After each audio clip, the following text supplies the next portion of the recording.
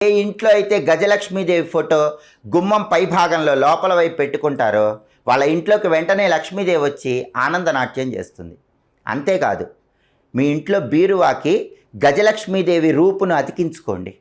ఏనుగులు తొండంతో నీళ్లు తీసుకుని లక్ష్మీదేవిని అభిషేకిస్తున్న గజలక్ష్మీదేవి రూపును శ్రావణ మాసంలో బీరువాకి అతికించుకుంటే మీ బీరువాలో స్థిరలక్ష్మి ఉంటుంది.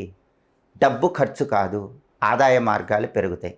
అలాగే లక్ష్మీదేవి ఒక్కొక్క మన్వంతరంలో ఒక్కొక్క రకంగా ఆవిర్భవించిందని పద్మపురాణంలో చెప్పారు. స్వారోచిష అనే మన్వంతరంలో లక్ష్మీదేవి అగ్ని నుంచి పుట్టింది. అగ్ని నుంచి లక్ష్మీదేవి పుట్టింది కాబట్టి లక్ష్మీ కటాక్షం కలగాలంటే శ్రావణ మాసంలో ప్రతిరోజు ఆగ్నేయ దీపం పెట్టండి. మీ ఇంట్లో హాల్లో కానీ ఏ గదిలో అయినా సరే ఆగ్నేయం మూల ఒక దీపం వెలిగేలాగా శ్రావణ మాసంలో చూసుకోండి. కనీసం 1 గంట సేపు